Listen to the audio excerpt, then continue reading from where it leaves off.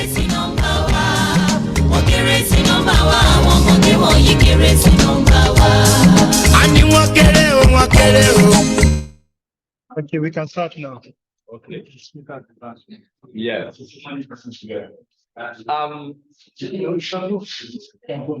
Please, ladies and gentlemen, good afternoon.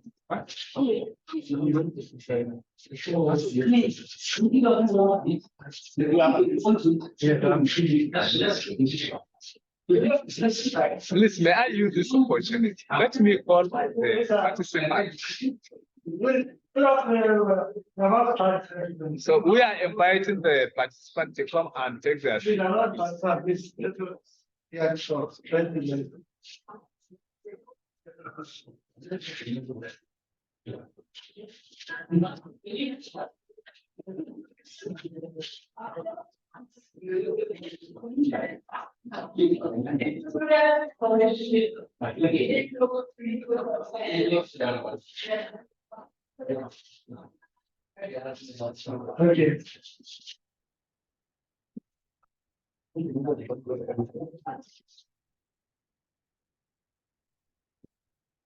Okay.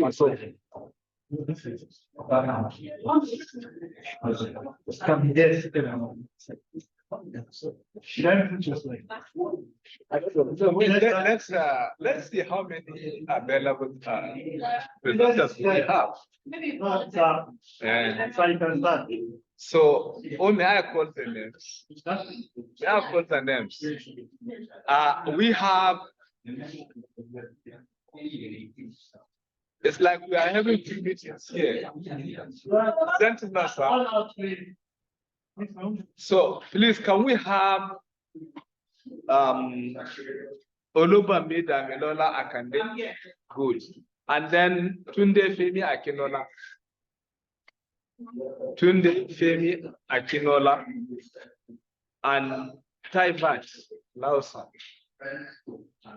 Taibat Lausa.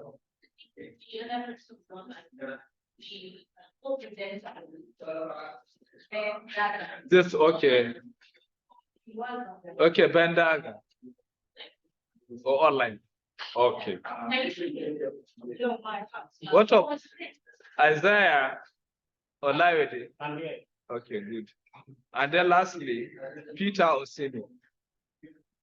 Peter Oseni is around. So since we have some of the presenters around, we can start. So when they come, they can join us. Thank you very much. Mr. Isaiah, you can have your seat.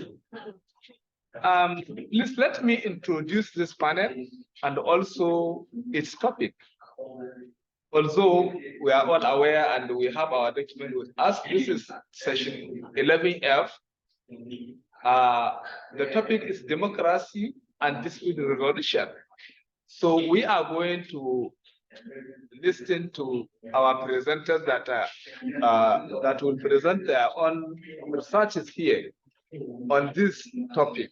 So I think I will advise that we pay attention to the presentations and also we make good observations so that we can contribute to the papers and update them for maximum benefit. Thank you very much. I think we can be ready to take the paper from Mr. Isaiah. So, Mr. Isaiah, you can introduce yourself and introduce your paper, and then you start your presentation. I think the tradition is we give him how many minutes? 15 minutes. Isaiah. Okay, so depending on the time. So the time given to us is almost 30 minutes. So can we give him 15 minutes because we have about 6 minutes. So we can take 10 minutes, please. You can go ahead, Mr. Good afternoon, everyone. So, my name is Isaiah Olawede. I'm from University of Lagos here. Actually, we are two on this paper, but I'll be presenting on behalf of the of the two. Name of the student. LSC2, you see 2 is that in front. So I'll be presenting on behalf of the okay. So my topic is epistemologies of dispute resolutions in African society, insight from Yoruba culture. So I'm building this theory around Ishodara. So when I start mentioning Ishodara, you should not be scared. So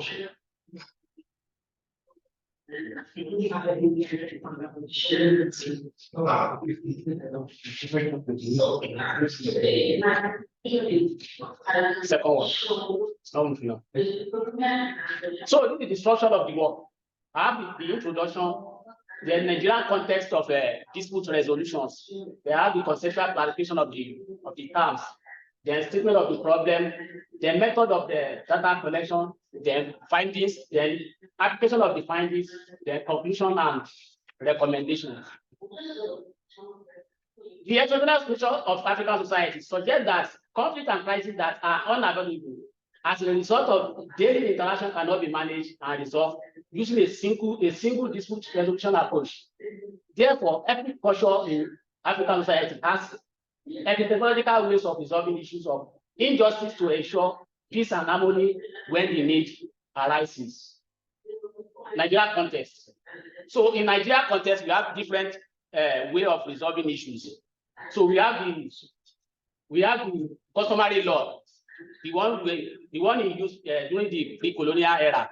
Then we have the English law, the one that came with the colonial masters. Then we have the developed one called the common law after the colonial era. Then we have another one in the north, which is Sharia law. Then constitutional clarification. Who is a mediator? Mediator is someone who stands in between two people to make a resolution in time of crisis. Then dispute resolution is a peaceful and constructive way of ensuring harmony within two people or within the society. Then Ishodara. There are different names given to Ishodara. People have to describe Ishodara in many ways. But based on the literature I consulted, some define Ishodara as a prominent deity, considered as a divine messenger in Yoruba cosmology. Then some define it as intermediary between humans and other deities, as well as between the physical and the spiritual realm. Then Ishodara is also an important deity among Yoruba people in southwestern Nigeria and other places occupied by the Yorubas. Then another one which is the major concern of this discussion is Ishodara is known as God of justice because of his impartial nature. Now the problem. The study realized that African reality has been misinterpreted and inappropriately explained. Therefore, Ishodara has been misrepresented and his typical skills have not been modeled into system. This study developed a system of mediation after the character and nature of Ishodara, the mediator divinity, who mediates among divinities and between humans and divinities. The study analyzed the character and rules of Ishodara as a mediator and developed a theory of mediation modeled after Ishodara methods. So the study engaged in interviews. So 4 Babalawo were selected from four locations in Ogun State. Though it will still be extended to other parts of southwestern states. So 4 Babalawo in major locations, Ota, Ibogun, Wasimi, and Abeokuta. Then questions were raised around the character and the role of Ishodara as a mediator. Then I consulted some literature to see what people have written about Ishodara. Then I find this. So during the interview, I realized that Ishu had the following traits.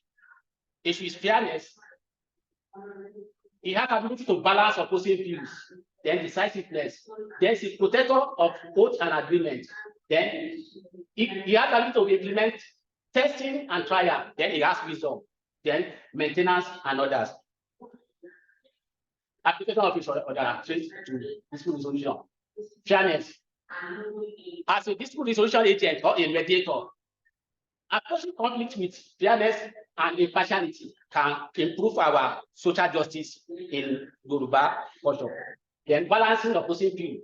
As a dispute resolution or mediator, one must be able to balance and work towards finding a balance and common ground between the parties involved in a dispute.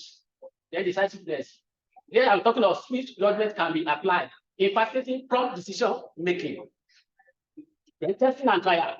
Through testing and trial, if someone to invite that as a mediator or dispute agent resolution. So threat and test and trial can be reflected in dispute resolution through the process such as negotiation, mediation, and arbitration. Then wisdom. Your wisdom is valuable. A mediator or dispute resolution agent can draw experience, knowledge, and intuition to provide guidance and help parties navigate complex issues. The maintenance of order. A mediator can help the parties involved to address their differences, find common ground, and work towards a just and lasting solution. My conclusion and recommendation. Having identified basic traits of each other as being fair, having to balance opposing view, decisiveness, having to implement testing and trial, wisdom, protector of oath and agreement, maintenance of order, enforcement of justice by making sure individuals rewarded for their action. The study therefore recommends more Afrocentric reflection on African reality. Thank you all for listening. Thank you very much, Mr. Iva. Thank you for this very interesting presentation. And also, I think maybe we will give floor to our participants.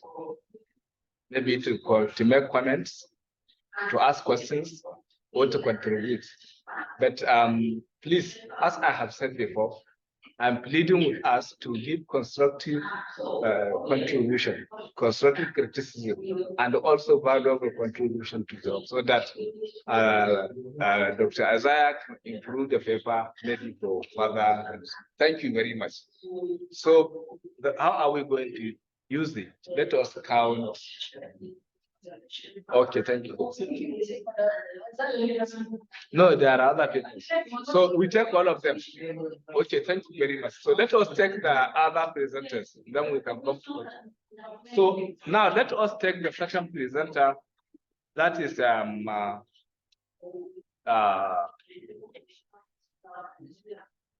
okay. Is this Akindola? Damilola? Yes. So our next presenter is Olubunmi Akande. So she's going to present on ethnicity and violence in Africa. So please listen to her. So Mr. Wazekwa, you present yourself and present your paper. So can we have her slide? Good evening, everyone. My name is Olubunmi Damilola Akande. I'm presenting a paper titled Ethnicity and Violence in Africa, a Multi-Dimensional Analysis. This paper is drawn from a chapter that is in the process of being published. So your insights will help further improve the quality of the work. Now, essentially, I'll start off by saying the issue of intergroup.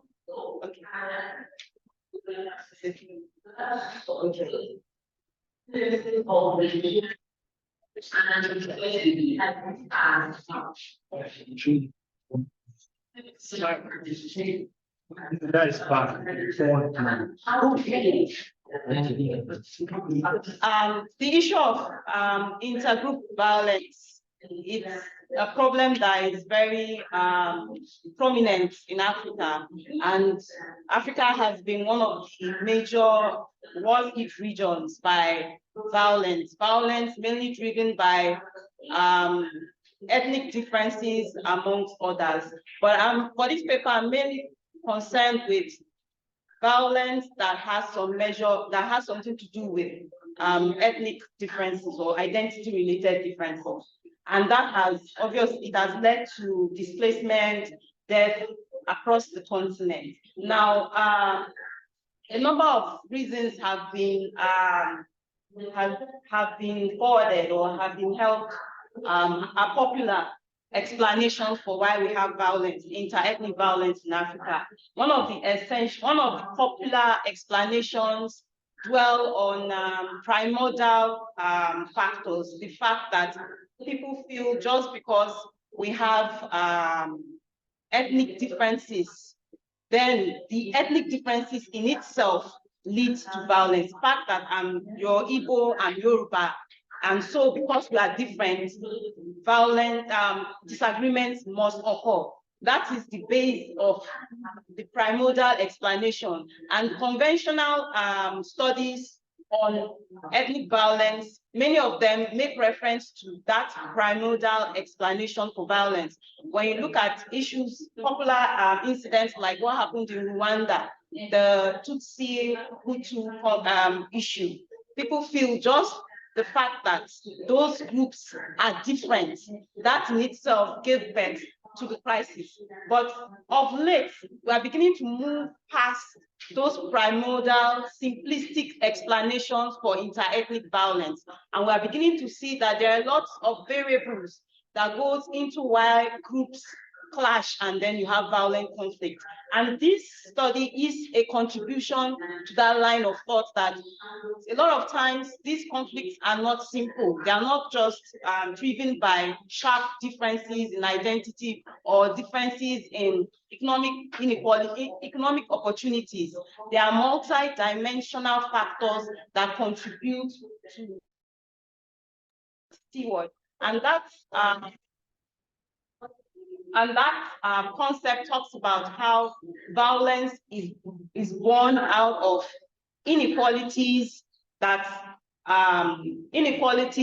cut across political representation, economic opportunities, cultural representation. So horizontal inequality said that the reason why we have conflicts between groups, especially ethnic conflict, groups that have different ethnic inclinations, is that there are sharp differences, sharp inequalities in the political representation of such groups, the involvement of such groups in politics, the involvement of such groups or the access of such groups to socio-economic amenities, as well as cultural factors.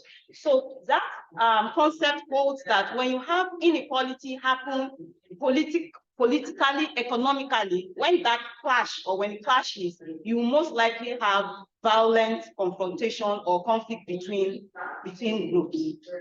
The study is mainly qualitative. My own study is qualitative, based on secondary data. Sorry.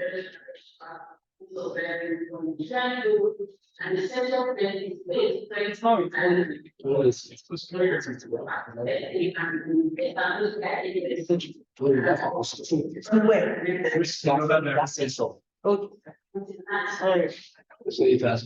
Okay. Okay, so the first part of the manuscript of the study looks at existing perspective on the issue of inter-ethnic violence in Africa. What are the popular factors that have contributed to it? Of course, the colonial factors. Since I got there on Friday, there's been a lot of presentations that have touched on the colonial issues, on the colonial factor. And of course, we know those that are familiar with conflict know that the colonial factor is a major factor that laid foundation for what we have now in terms of differences and how we view ourselves. State weakness. A lot of African states have weak structures. The fact that we don't have institutions to respond to the needs of people and the like. So all these, I just highlighted some points. The paper is it's close to 10,000 words. So I just highlighted some points here. But then I noticed that going through this, get a sense of, there's this simplistic picture that is presented with regards to conflict and inter-ethnic conflict. The fact that there's a conclusion that if a society is heterogeneous, that society will be prone to conflict.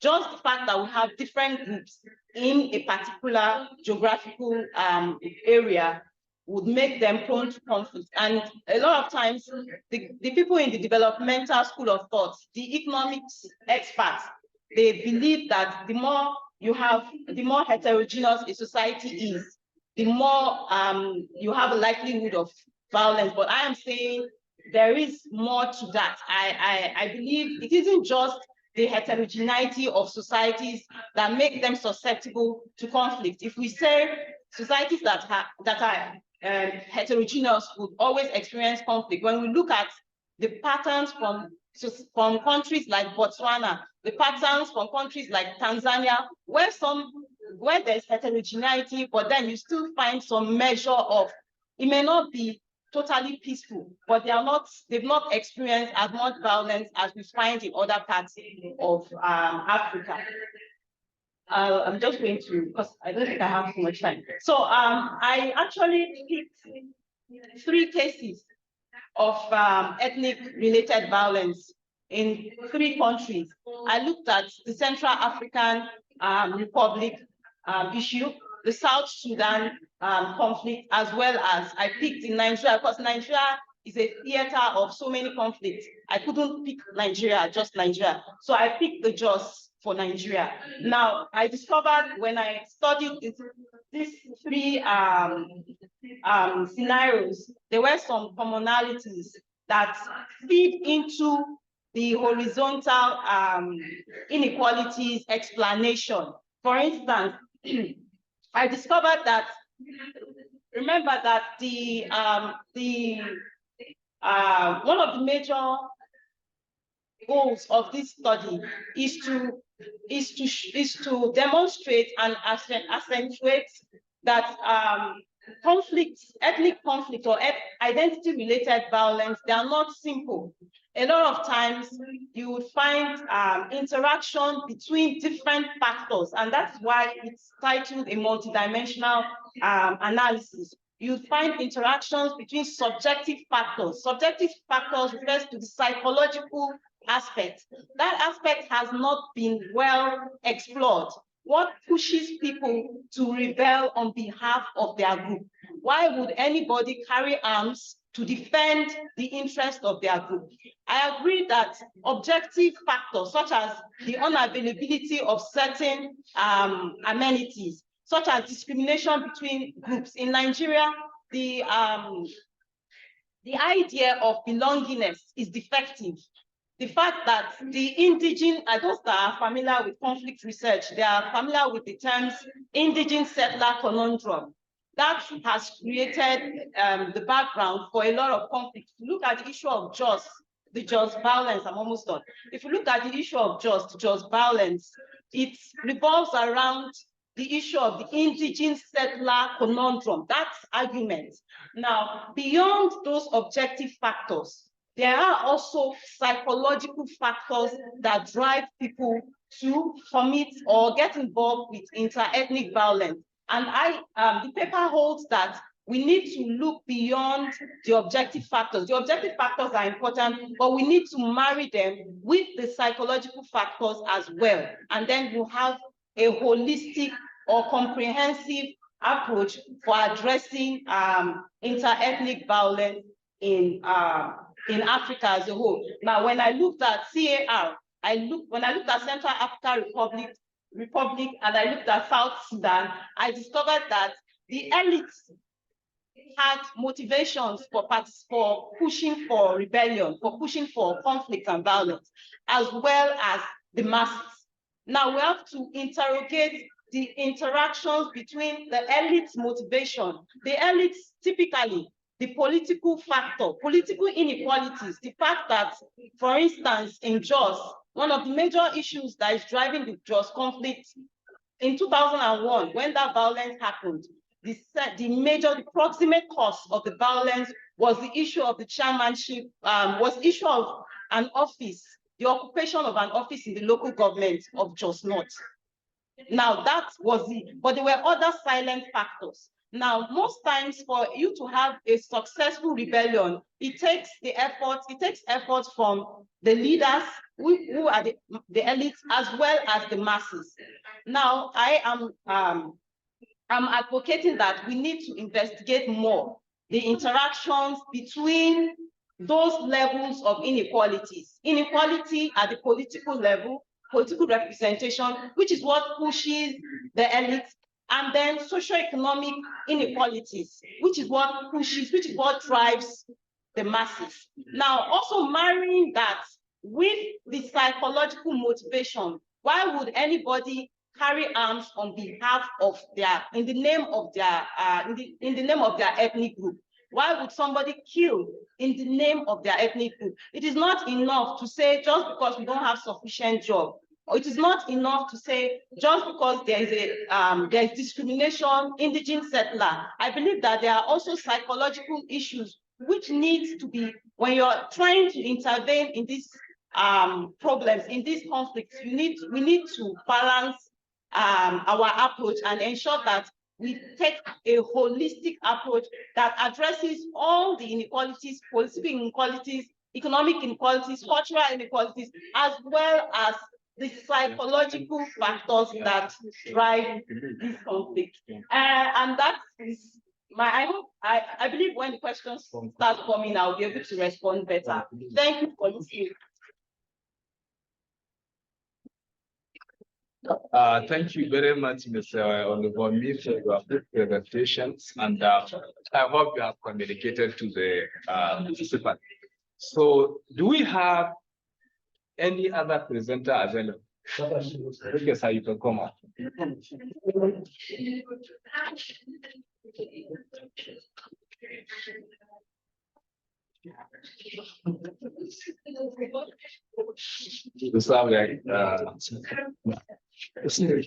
Okay, so we have Osemere Peter, and he's going to present on the coloniality and the search for an authentic African democracy.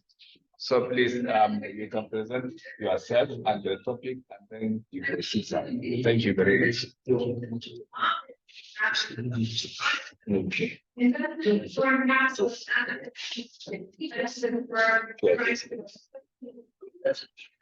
No, that's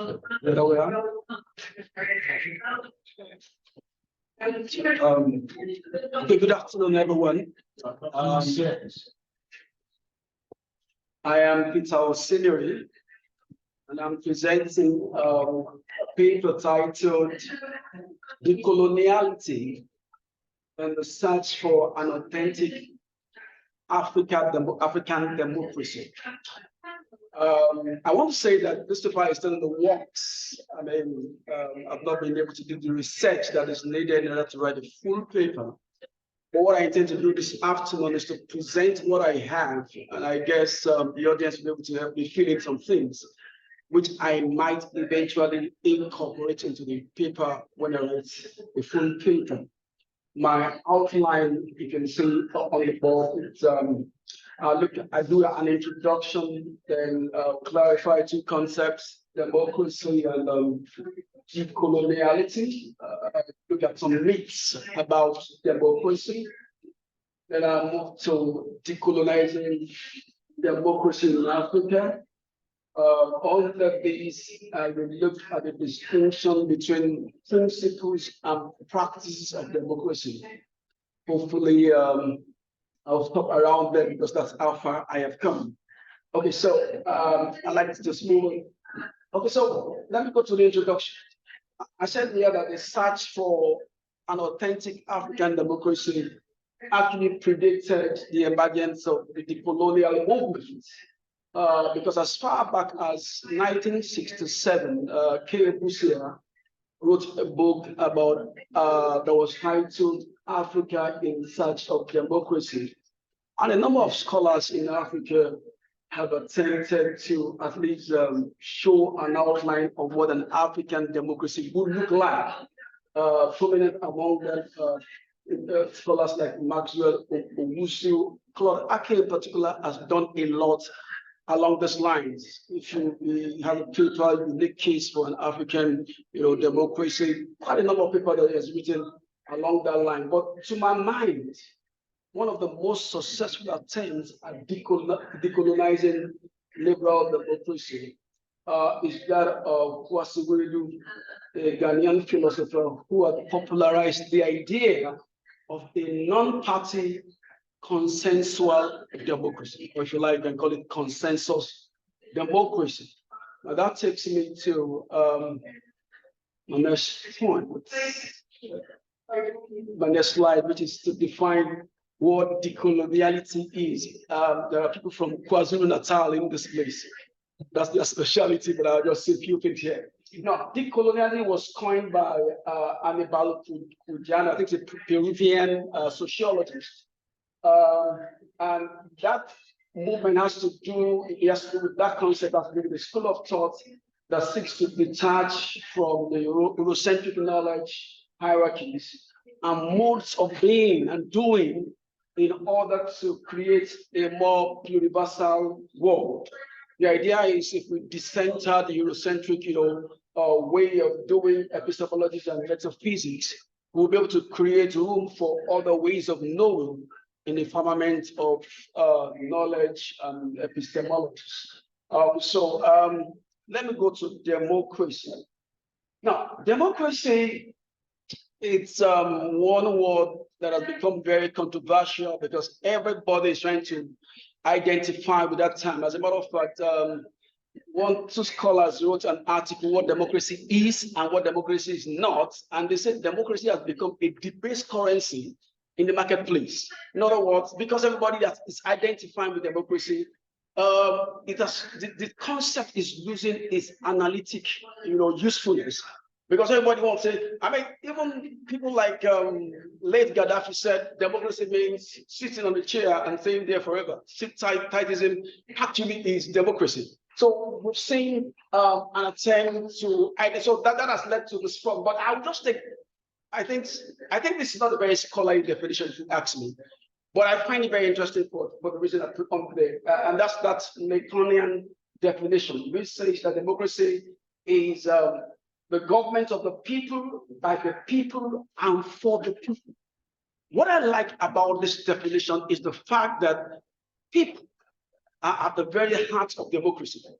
It's about the people, it's about the demos. So if you ask me if we should say that democracy ultimately, it's about the rule, the interests, and the welfare of the people. So I would say one place to start decolonizing any democracy is to see what impact does it have on the interest and the welfare of the people. It doesn't matter how organized, how recognized, how supposedly universal that democracy is. If it doesn't do this, if it does not promote the rule and the interest of the people, then I think that democracy suffers from what I call a democratic deficit. So having said that, I move on to, okay, so now I want to bust some myths about democracy. I think most of the thing I'm going to say here is about liberal democracy, sort of democracy in general. Now, one of the first things that there is this, if you read Eurocentric literature, and they teach us this when I was all of us were O-level, democracy came from the Greeks. That's absolutely not true, because what is clear is that if you look at world history, you will find that there are, if you like, democratic practices across the world, and to see that even in Mesopotamia, before the city-states ever evolved in Greece, there have been some practices or some elements of democratic practice. And when you look at Africa, or your empire, the Akan in Ghana, you will see some elements of democracy. I know people will say that sometimes that democracy is alien to Africa. And I said, no, it can't be. What I can say about traditional African societies is that there are pockets of autocratic practices, just like there are pockets of democratic practices. We need to. Now, the second point has to do with there's this guy called Francis Fukuyama who wrote a book titled The End of History, and he argues that liberal democracy is the end of all societies in the world. And I think it became that's very popular. And as a matter of fact, I think when all those problems started happening in the Middle East, it looked like Fukuyama's thesis or predictions was going to come to pass. But truth of the matter, I think Fukuyama, number one, undermined or probably didn't pay too much attention to global cultural complexity. In other words, there are too many diverse cultures in the world. And if democracy moves from one space to the other, chances are that democracy will be adapted to those cultures. And if that happens, it could be democracy, but it won't be a liberal democracy. So I say here that if we have not reached the end of human intelligence, we cannot reach the end of history, and that end of history cannot be liberal democracy. All right, so another bit here, there is this Sophie Jane, who in 2002 perceived that liberal democracy has the potential of catalyzing development in Africa. And according to her, democracy seems to be failing in Africa because many African states are in a haste to consolidate their democracies. I think what I see when I look at Africa is a lot of democratic regresses. A lot of countries are regressing democratically rather than consolidating. And it's very also clear that Sophie did not pay attention to the fact that democracy is a correlate of the neoliberal capitalist system that puts under or that hampers the development of states in the global south. The international economic system is skewed against developing countries, and until we address that, I don't see any serious development taking place in Africa. And then, of course, another point, which is from a philosophical point of view, is that the Euro-American ontology is not in consonance with the ontology in Africa. Africans are very, very communally oriented individuals, and that, of course, explains why sometimes there's a conflict, there's a tension between the kind of things we're practicing and what kind of democracy we should actually have. Okay, I'll move on. So now that takes me to decolonizing. I'm almost running up. That takes me to decolonizing democracy. And I like to take this quote. This for me is very instructive from Claude Arcade.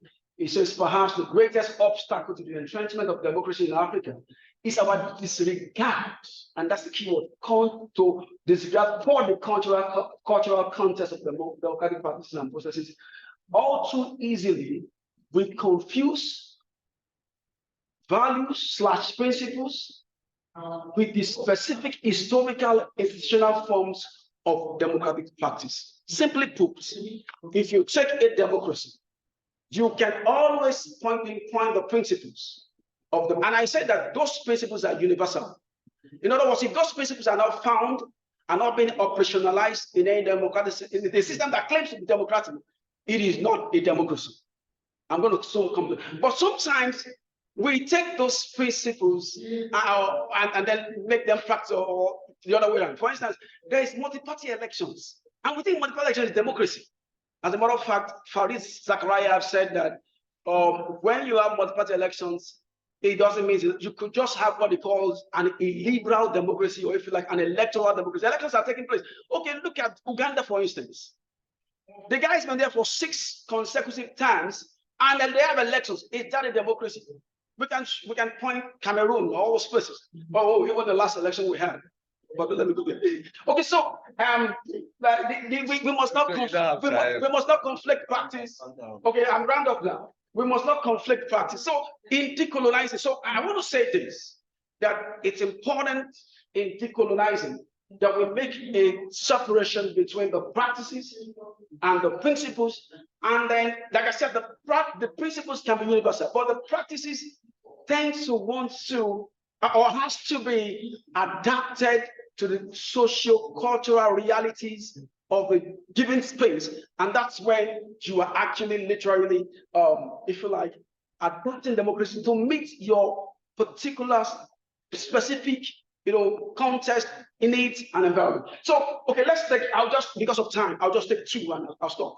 Okay, so look at the equality. Equality for me is one basic principle of them. If you find any system that is not equality, then it's not democratic. So how is that expressed in practice? In liberal democracy, expressed by way of one man, one vote, multi-party elections, and all of that. But when you come to traditional African societies, according to what we do here, the way we express that is allowing all voices to be heard. You allow the deliberations and all of that, and then we arrive at our decision. Let's take this. Which one do I take next? Okay, let's Take the last one. Okay, the last one. Okay, so representation. Now, we think that, okay, I was told, I was at a conference and I said, you can have a democracy without elections. I want to scientists don't be, it's not possible. Now, see, the fact that, okay, what we really want to do is to ensure that there is adequate or effective representation. That's the principle in democracy. But the way that is expressed in liberal democracy is through having political parties who are jostling for power, who wants to compete to be in power and all of that. And then you have parliament. But you see, if you come to an African setting, we necessarily don't have political parties. What we do is we have village settings, we have multiple levels of, if you like, organizations or authorities where we have our deliberations, our discussions, and then we ultimately arrive at some decisions. So I'm saying in essence that we need to decolonize democracy in such a way that it's in tandem with the social, cultural realities of the African space. Thank you.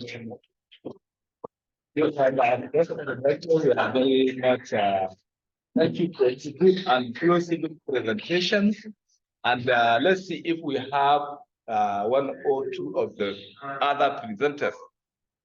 I think we have two more presenters. Are you around, sir? So, sir, you can come.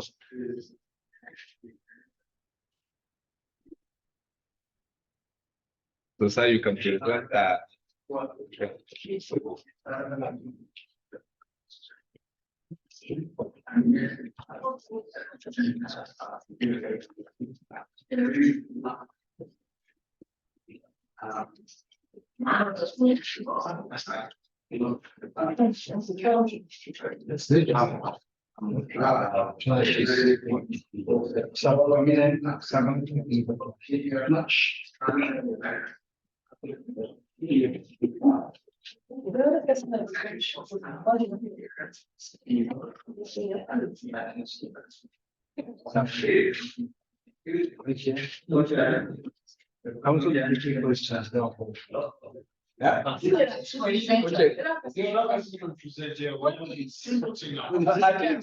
you not ready, sir? It's not ready, sir. So, I think there is one other person. The last person, that is Bendaga. Okay. Then the last one is Tunde. Is Tunde around? Tunde Akinola. Is he around? So please, Mr. Bendaga, introduce yourself.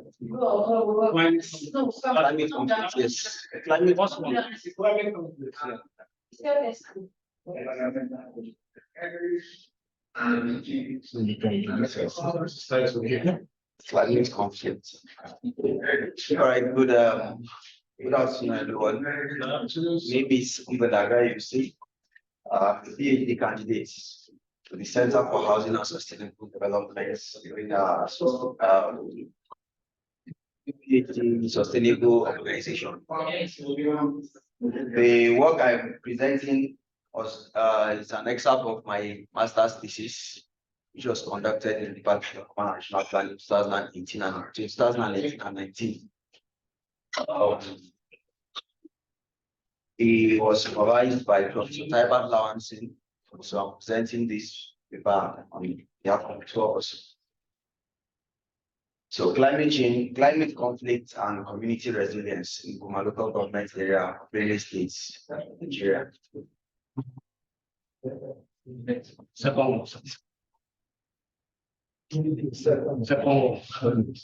right, thank you.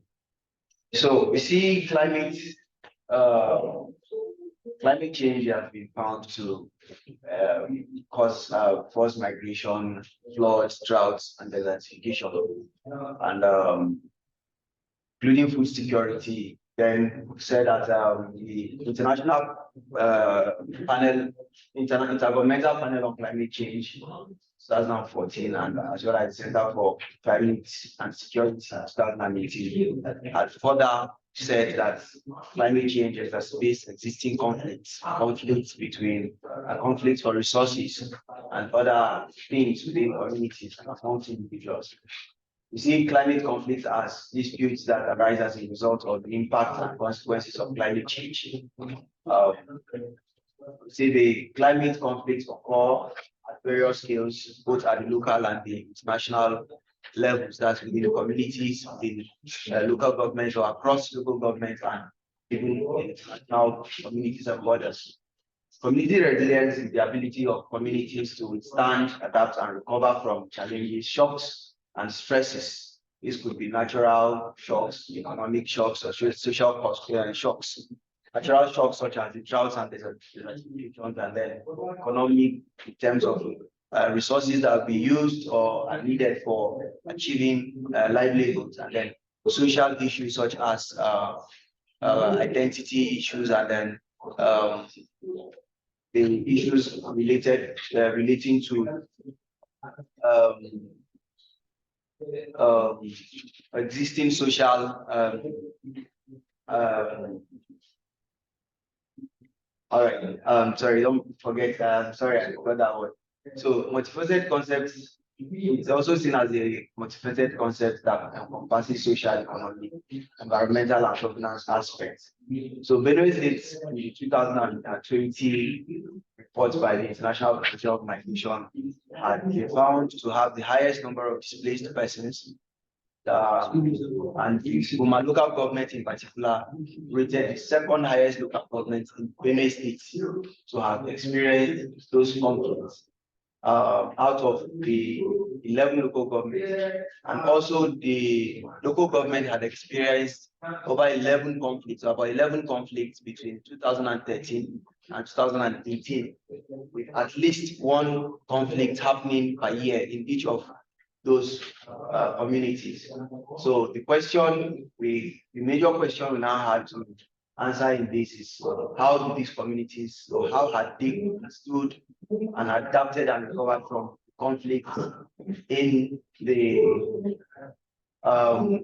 within their communities within that period. Then we'll look forward, we'll answer these questions. What are the social, economic, and environmental impacts the climate-related conflicts had on the local communities now? What key factors influence the resilience of the local communities in face of climate-related conflicts? And what were the strategies employed by the communities to cope and recover from climate-related conflicts? And then what roles the social and governance structures of the communities play in shaping their resilience capacities?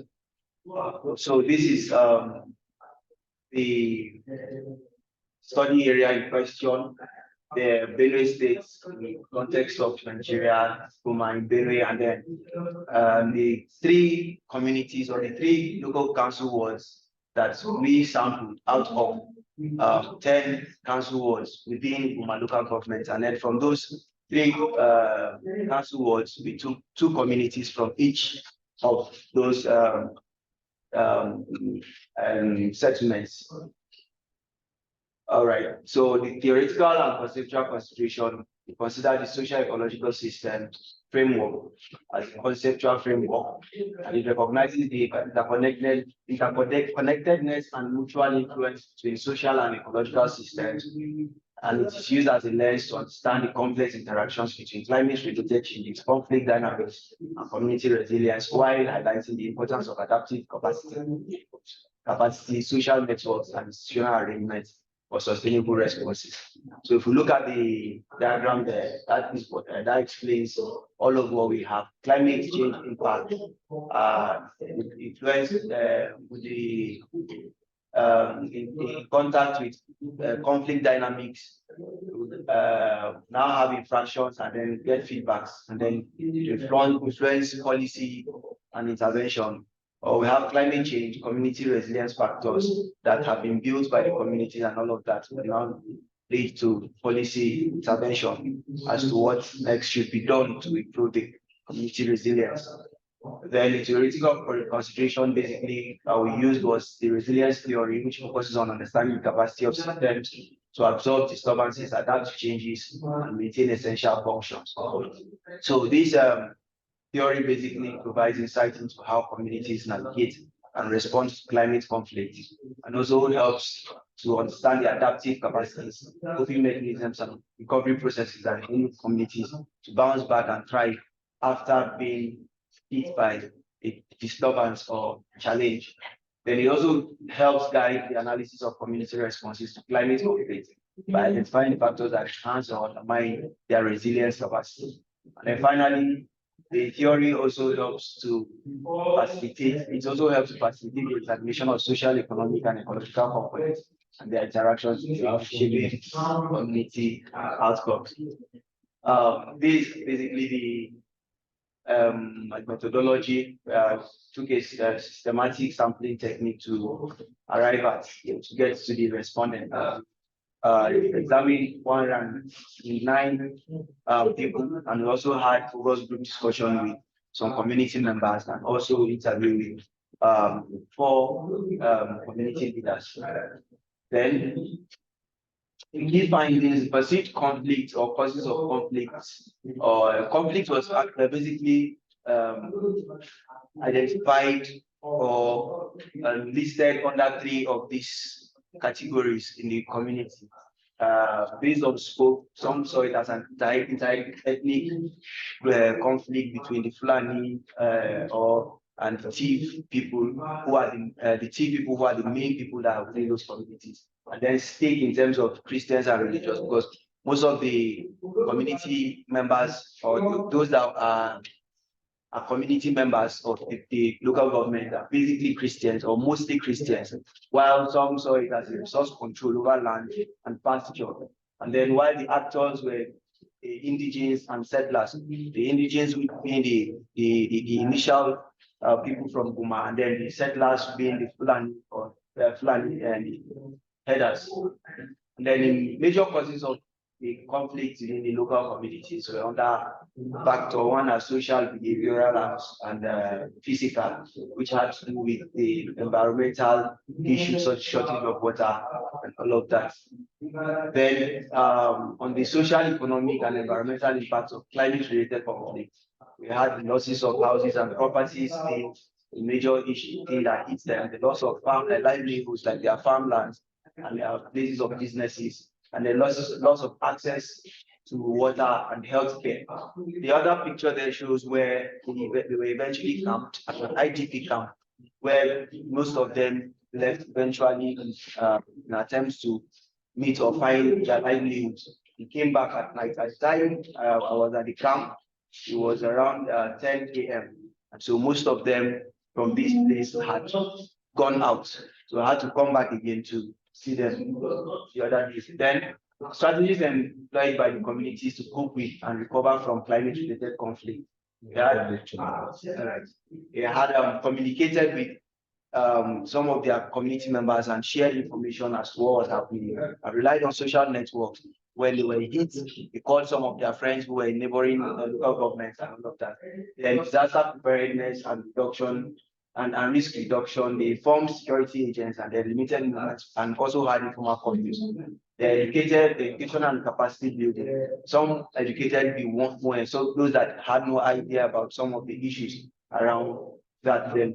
Then we have restorative justice, which has to do with trying to cover or discuss and then get to live in peace with the people or the settlers, which didn't really come out as one of the strategies that they were not able to actualize as strategy to achieve resilience. Then satisfaction level or roles played by social and all of that, they were satisfied with both the CBOs, the State Emergency Management Agency, the National Emergency Management Agency, and traditional authority on some of the things they did, while that of the security agencies and the residents associations, they were not satisfied. And then conclusion, the study concludes that social, economic, and environmental impacts of climate conflict include death, loss of homes and properties and loss of livelihoods. Individual, social, and institutional organizations formed factors that influence their resilience, and then informal resilience networks exist already in the local communities, while there was weak governance and institutional collaboration amongst the governance and the institutions that were there, traditional and all of that. And education and capacity building was also weak. There were local communities communicating. That was also one of the conclusions we arrived at. We recommend this appropriate actions on climate action, and then strengthening of local communities, resilience capacity, conflict, and then conflict control strategies such as regular meetings and dialogues among community members to encourage them and avoid conflicts, and then early warning systems towards conflict, early warning systems to alert communities of pending conflicts. Thank you. Thank you very much. So thank you very much for your consideration, because I think Tunde Akinola is not around. Or is he around? No. So I think in his absence, we are going to take questions, observations, and contributions from the participants. So please, I think you indicate your interest in asking so that we count and give you the opportunity. 1, 2, 3, 4, 5. That's 6, 7. So you can help, please. Start with. Okay, thank you. So please, The last shall be the first. Thank you. I think the reception should pay attention to what we say about the education. All right, thank you very much, the presenters and my fellow participants. I may not be very good and this very field, but we just decide to come and learn, so that at least for multidimensional kind of, so please. So the first presenter, you mentioned Isodara, and at some points I saw some spelling and some pronounced words, Esu, alone. So I don't know if it's, you put that Esu as the meaning of the Isodara without mentioning the Isodara. So I don't know, because in my little way, the Yoruba that I know Esu is something because I was almost scared. But thank God I don't know if it's a normal thing or you just want it that way at that point. That's on a lighter note. Then the last presenter, let's talk about the conflict. That's the Benue, the Tiv, and the Fulani. Well, the little I know about that environment, I was looking forward to hear about the Obudu and Tiv that are very closely related and they're always fighting. So this conflict between these Obudu, it may not be part of it, but I think you have an idea. And as a scholar, your work may travel down, they will read about it. What do you think we can do to resolve this Obudu and Tiv conflicts? Thank you very much. So what is the next? Sorry. You give it to us.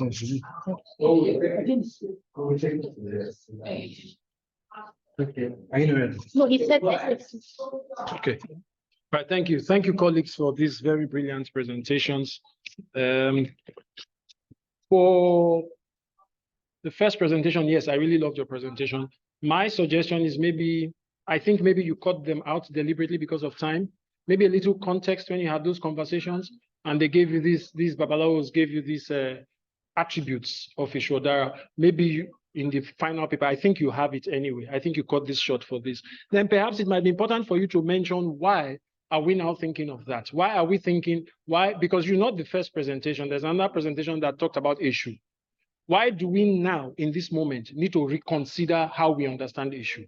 I'm sure it's because the current dispute resolution practices are not working.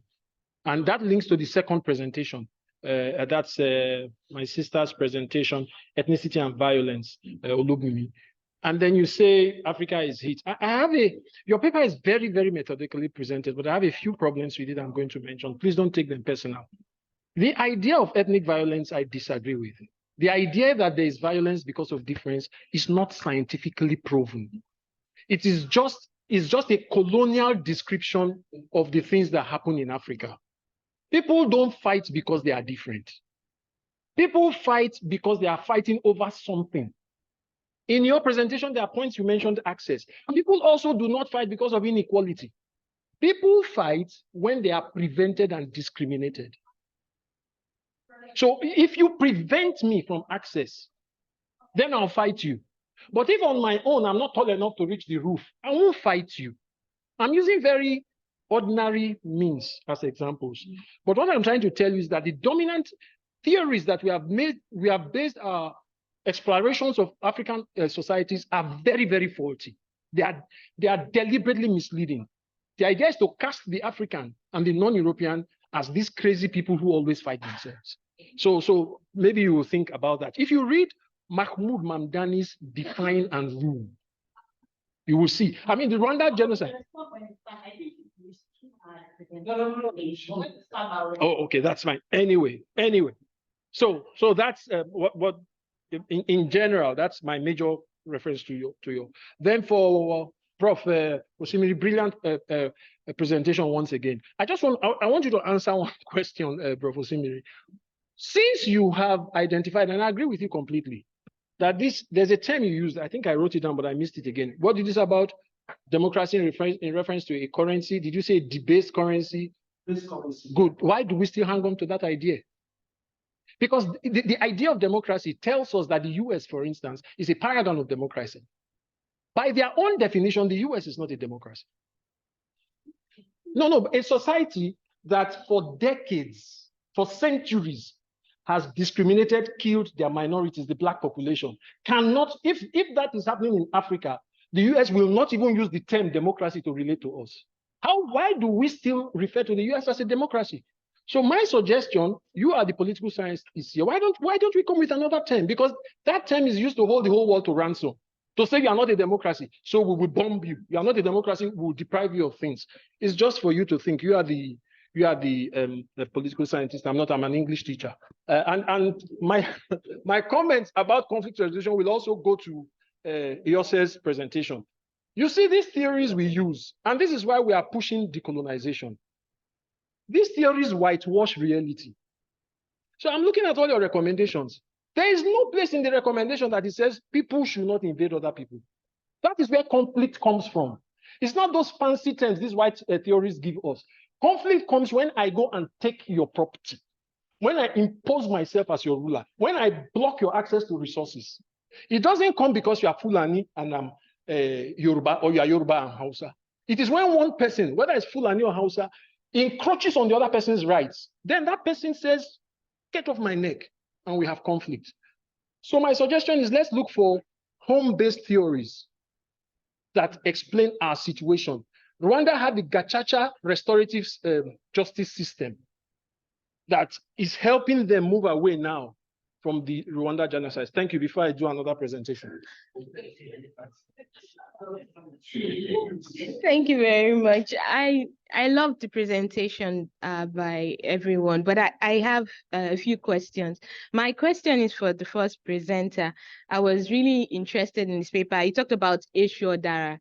Now I want to understand, is Eshu Odara the same personality, deity as Eshu Laoroye? And then if they're the same, then you have left out the aspect of Eshu being cunning. You talked about all his characteristics, but it appeared you selected the one that fits into your paper. Now, I think to bring out a more balanced analysis, you could preempt the minds of someone that was going to critique your paper on that aspect by saying, okay, you are aware that Eshu also has this negative characteristic, and then you address that part so as to avoid a major weakness in the paper. Then my second question goes to Prof. Osimiri. He talked about in the conclusion, he said something about the current African socio-cultural realities. But I'm trying to understand what you meant by that, because when you on the slides, I saw, and in your presentation, you made reference to the traditional, that's the pre-colonial African society, when you talked about village system and others, the examples. But when you concluded, you talked about contemporary time. So I would like if you could bring a link between those. Thank you, sir.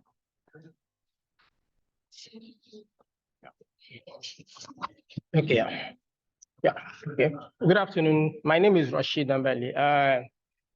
Before I go to my question to the democracy, my professor over there, I will quickly mention something over what he has said now, that inequality doesn't cause conflict. I want to be diverse over that one. So the inequality normally brings conflict, and most of the part, it has been part of what is causing problem. And I will give a very simple example to portray this particular thing, and it's happened in my own area. So there's a particular population or a segment of our place that was given a particular land for a very donkey years that everybody knows. Luckily for them, somebody got elected into the House of Representatives in that particular community. He provided them with borehole and other amenities. Then the youth in my own community now remember the history. They told them that that land belongs to them, and they want to collect, they want to take their land back. Why? Economic inequality. Now, the physical, the natural inequality that you talk about may not cause conflict. I'm tall, you are short or whatever. But when it comes to economic, it causes conflict and a lot of trouble. I don't want to say much about that. I want to go back to the professor that talked about democracy. I think when we talk about decolonizing, we should go away with the terminology of democracy.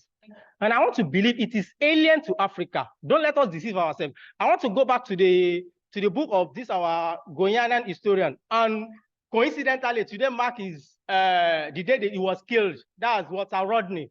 Now, reading about his own, he has given us a lot of what we know about African system of political system or whatever. So now we can have representative government in Africa, except you want to define representative government as democracy, which is not democracy.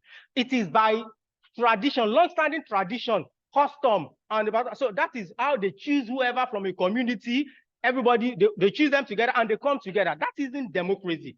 And even going by all the terminology and definition of democracy, Africa has never practiced what we call democracy. And even that democracy, looking at the background, the truth of democracy, they have never have a unified way of governing them. But still, just like what he said, they still want to impose it on all the countries of the world. So any country that is not practicing that democracy is not a government. And looking at it, it doesn't favor every society, because each society must practice what they believe it can favor them, not the kind they are imposing on them. I think, let me stop here so that other people can contribute. Thank you. Thank you to all the presenters. Maybe I should also start with Dr. or Professor Peter. Which of them? Doctor? Okay, when you talk about, because I also had this conversation in the last session, when we talk about decolonizing, I feel you decolonize what is in existence. Yeah, because you did mention that democracy existed in other societies even before the advent of colonialism and the rest of it. So if democracy, if what you call African democracy existed, what was it like? What name did we give to it? I think we need to start our conversation from there. Then if we had a name for it, then we should be thinking of going back to the name that we used for that selection or the system of government that operated in Africa before the concept of Western democracy. I think the conversation will become more better in that sense. Now to my brother that talked about Ishudara or something. Okay, okay, so Ishudara, right? You did mention Ishudara in severally. I was thinking you would tell us how this deity performs the action of mediation. Because when you say somebody is a mediator, that means the person stands in between and tries to interact with both parties. Is a Shodara a deity? Is a Shodara a representative of somebody who comes in the midst of conflict? How does he perform the action of mediation? I would want to know that. Then when you were talking, you did talk about the idea of inequality, right? Every field has its own terminology. And within the premise of peace and conflict, inequality is something that is acceptable. Now, when we talk about inequality, when there is more development in one side of the country, right, than the other side, we'll say there is inequality between both ends. So, and when you talk about horizontal inequality simply means one side is more developed than the other side, and people from one side are favored against the other. So that is what we talk about inequality within the peace studies. Now the concept, okay, I think I've talked about that. I was going to talk about the one on resource conflict, but I think I forgot what I wanted to say. Thank you.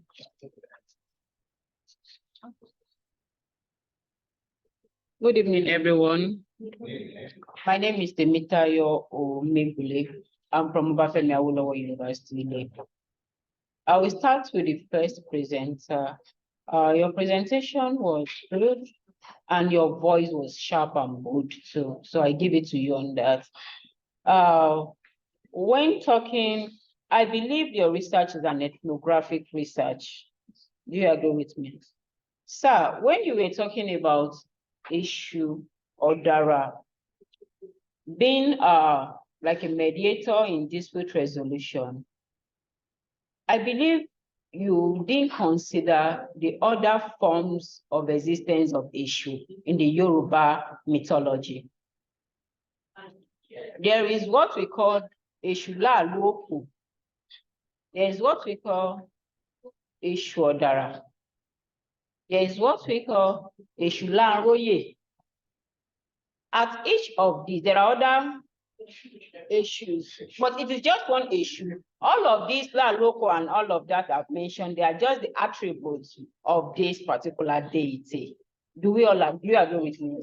So when looking at this deity in terms of its attributions and conflict resolution or dispute resolution, like you have said, I strongly feel that Eshula Loco would sit well than Eshuodara.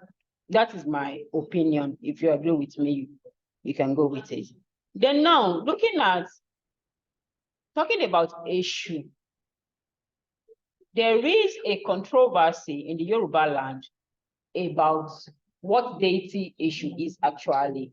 And this controversy originated from the translated Yoruba version of the Bible by Bishop Ajayi Crowther. Do you agree with me? So I want you to look at, in your research, a history of that controversy before getting to where you talk about the actual issue you are talking about. Then now coming to, I believe your population through which you got the data for this research is from the Ogun Babalawos in Ogun State. Do I get that right? Thank you, sir. I strongly feel that for you to be able to balance your data, you must look at the strata in which you are going to base your selection of the population of the Babalawos you're going to interview. Since it is an ethnographic research and it is focused not on a particular ethnic group of that region, it is focused on the entire state. You could use the strata of local governments if you wish to use. Maybe in case, let's assume there are 4 local governments, you could choose to pick one Babalawo from each of the 4 local governments, and okay. Or you choose to use community history to select. There are some communities that are strong in the worship of that particular deity, you could use that as a, or what is it called, strata for selection of your respondents. I think I should stop, sir, with you on that. Then let me move on to the second presenter. At some point, madam, I love the way you made your presentation, and because you're my gender, I'm going to love you anyway. So the thing is that at some point in your presentation, you kept using violence and conflict interchangeably. Where you meant violence, you were using conflict. And in the literary meaning of conflict and violence, you know, conflict will definitely precede violence. So maybe when next you're presenting, you pay attention to that. So that's all I have. Thank you. Yeah.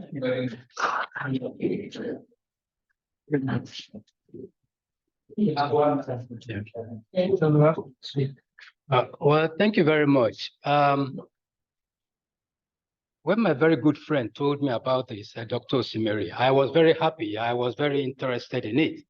Beginning with the title of the conference, I have been pondering over the title itself. That's where I start from. Rethinking Decoloniality, African Decolonization and Epistemologies. You know, the title seems, you know, you have to untie so many things out of the title. I think it should have been a simpler title, because I need to untie so many things out of the title. If I rethinking, what does that mean to me? Rethinking and decolonizing. You know, if I'm rethinking decolonization, I don't know.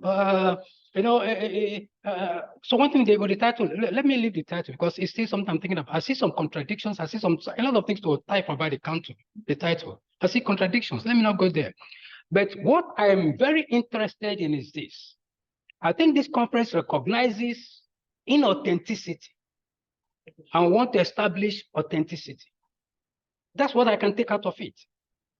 We see inauthenticity. Our lives is inauthentic.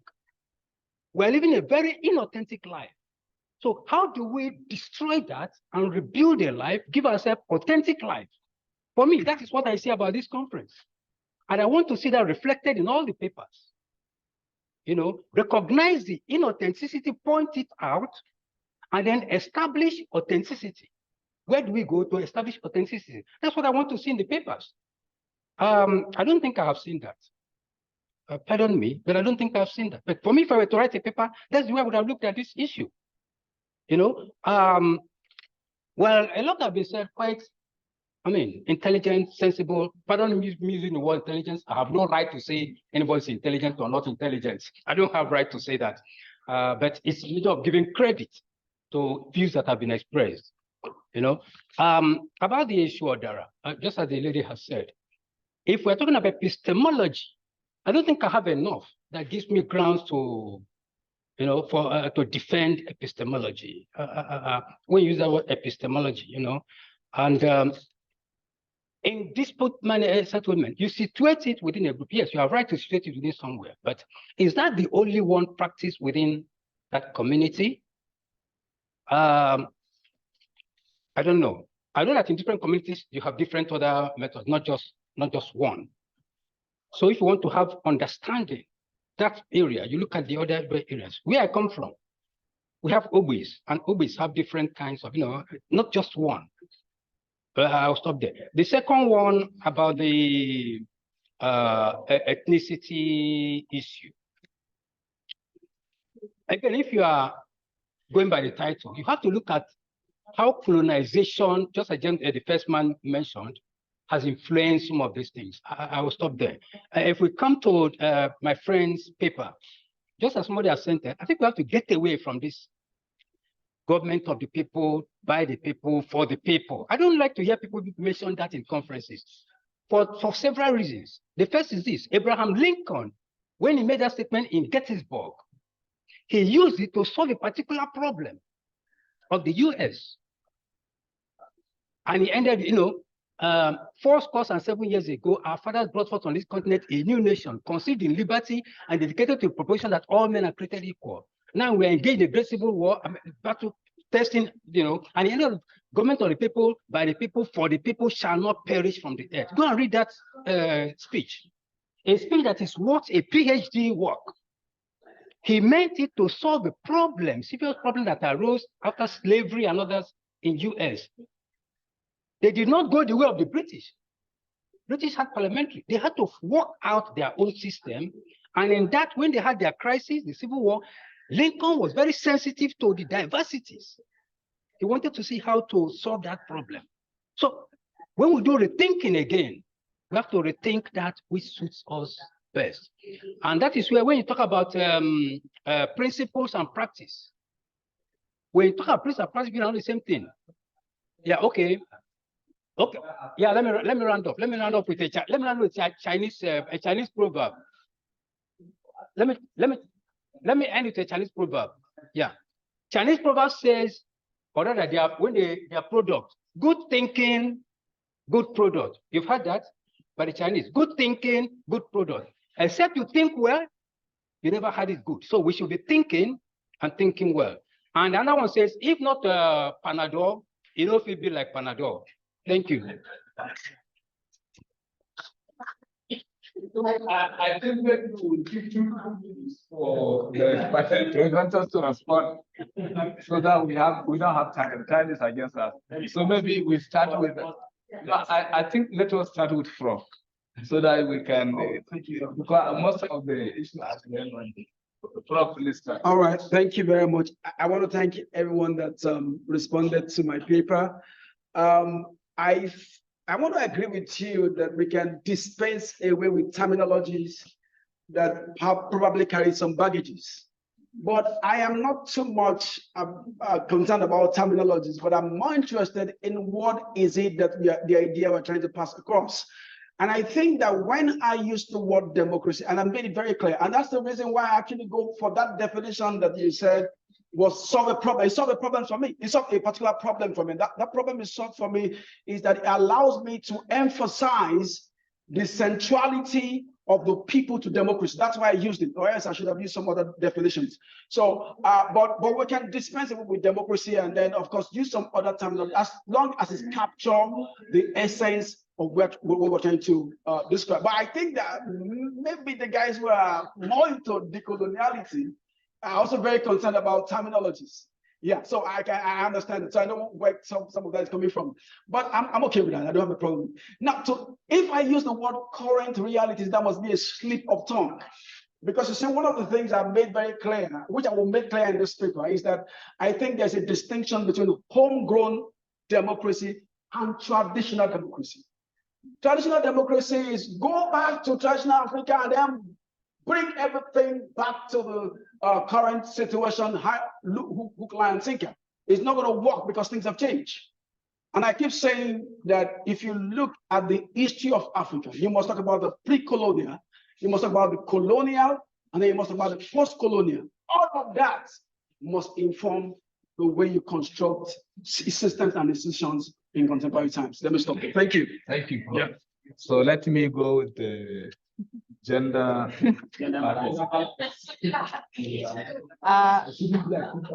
Thank you for the comments, and I want to appreciate all those the people that responded, my brother there and my fellow peace expert there. They've already responded to you. Horizontal inequalities represent inequalities across groups. Now, normally we are used to vertical inequalities, which is inequalities across persons. This person is richer than this person, or this person has something that person doesn't have.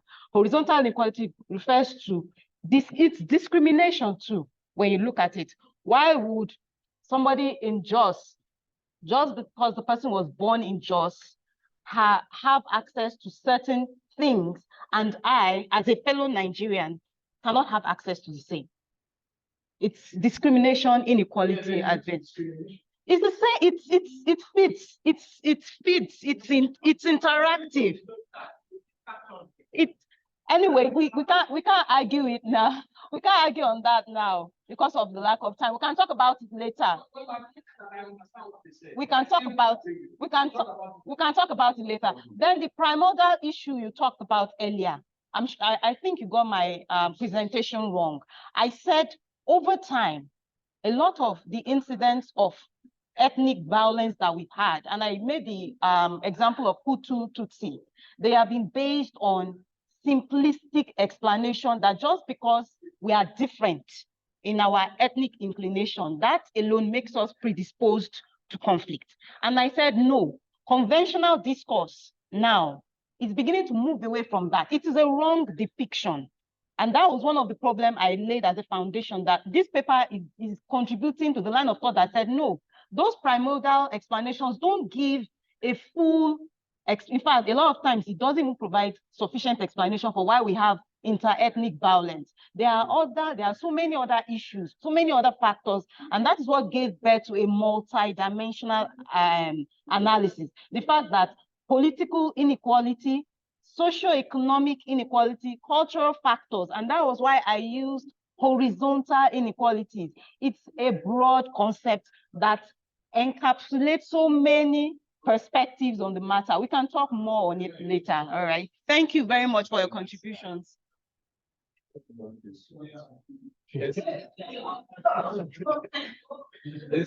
Thank you all for the contributions and the questions. I think I have bulk of the questions.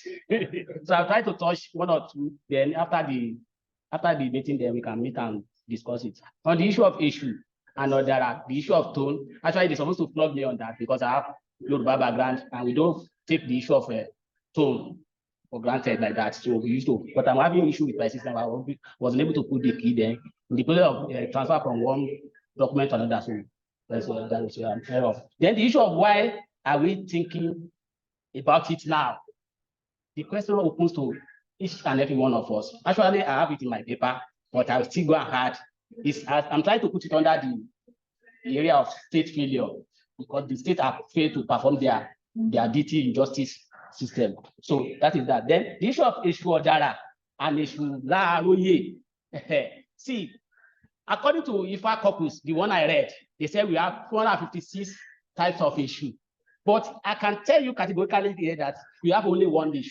All are from the attributes that my sister rightly said. So the issue of Eshu Odara or Eshu Laroye, the issue of Eshu Odara is when you are talking of Odara, and it on Dara, someone who perform magic. So that's why I pick this one. Though I will still go and work on it. Then someone said I should mention how it should perform justice. I am not saying now that Eshu is performing justice, but what I'm trying to say is that people have been branded Eshu to be trickster, this and that. But can we learn anything from Eshu? Now I'm saying if someone can have those good attributes as a justice resolution agent or as a mediator, if someone can imbibe those traits so it can perform well. I'm not saying it doesn't have its own negative, it has, but we have to promote it. Then the last one, let me round up. Then the strata that, okay, why I should not spread, why I'm supposed to have spread it. I mentioned in my presentation that I just used Ogun for now, that I will still cut across all the states across the Southwest. So other things we will discuss it after this, please. Thank you all. Thank you very much. Yeah. All right.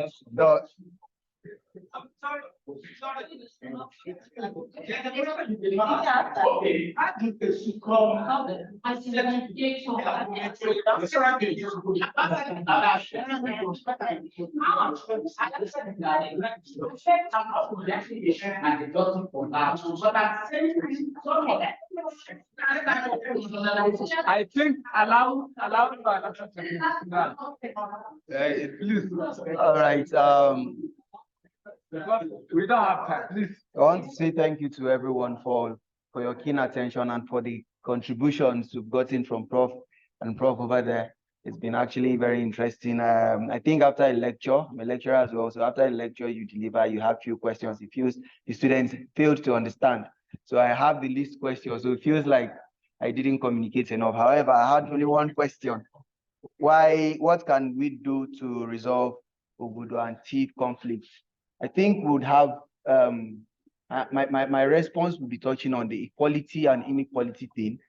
I have a background in urban planning, first and second degree. I'm working on sustainable urbanization now. We have the issue of spatial inequality. By nature, we've had nature come equal but unequal. While we have spatial inequality, spatial inequality has to do with having certain resources in some areas and not having them in others. And then we've intentionalized it.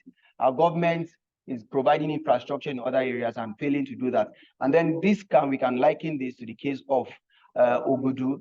Then we have land as a limited resource. And then we have the Tea people who are predominantly agri-based persons. And then we have the Obudu people also as predominantly agri-based persons. So because of the issues of the clashes on or the resource battles and all of that, we are always having that. Then I come to where I say we have an issue with governance system. Governance, when I talk about governance, look at it from the federal, the state, the local, even the community, and even the family unit, the family system. I remember growing up in a village, we would have issues when you commit an offense here, you have no idea, 10 kilometers, 20 kilometers from your house, they know you and they are able to call you to order. And that thing existed. So we've had that failure in governance system, all from the top to bottom. And that has been affecting us both internally and across borders and even internationally. If we are able to look at that within our state and the local governments and all of that, I think we should be able to address these kind of issues. Thank you. Thank you very much. I think it might be because of time, if against us, we would have gone for the second round of questions and answers, but definitely there's another panel that is waiting for us, and the time is almost over. It's not less than 1 or 2 minutes. So I want to use this opportunity to look at the general presentation that is done by our participant, and also make 1 or 2 comments, then we close. I want to say this issue of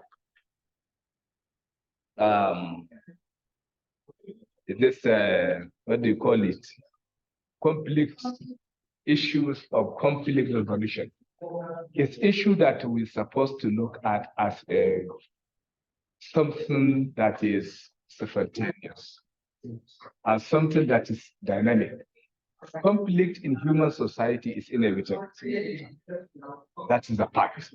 But as far as the general presentation is concerned, the central idea of conflict resolution is almost totally misplaced, because if you look at conflict as a horizontal phenomenon, especially in places like Nigeria, because they talk of Jos, they talk of Benue, and to some extent Central African Republic, and also if you look at that, if you take conflict as a horizontal phenomenon, you are going to miss a point, because in post-colonial African societies, conflicts are vertical.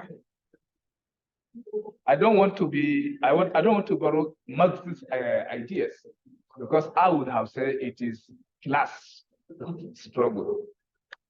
And if you look at it, the people that are at the bottom of the society are the ones that are engaged in the conflict, while the people at the top of the society, that is the first class, are not engaging themselves in conflict. Which means the conflict takes, and it is detect, elites, NASA and mature conflict, and then throw it to the The Benue issue he's talking about, and the Jos Plateau issue she's talking about, virtually the conflict is never horizontal. It is normally given religious and ethnic connotations. At the end, what religion and what ethnic? If you go to Jos now, somebody that was born in Jos or in Bariki Ladi or anywhere in Jos, the person doesn't know anywhere as his ancestral home except that place, and you call him a settler. So now, if you chase him from that area, where do you want him to go? They have nowhere to go. So the classification of indigenous and settler is more or less political rather than phenomenon. And also, I tend to agree with my sister. I'm not even gender biased. I tend to agree with her that where there are heterogeneity, there are higher percentage of senses of conflict, which is almost what? Incorrect. Take a society like Somalia. If you have a single heterogeneous, homogeneous country in Africa, is Somalia. But has Somalia lost peace? In the last 30-something years, Somalia has been in perpetual conflict. And what is the root? They almost speak one language. They almost have one religion. They must have one culture. But they are in perpetual conflict for more than 30 years. Go to the United States of America. I think the most heterogeneous country in the world. Do they have this type of conflict we are seeing in sub-Saharan Africa? I don't think we have. I don't think they have. Because in America, you are an American. You are not an indigenous of Texas or indigenous of California. You are an American. Or what simply they call American. So I think the issue of heterogeneity and conflict is almost misleading.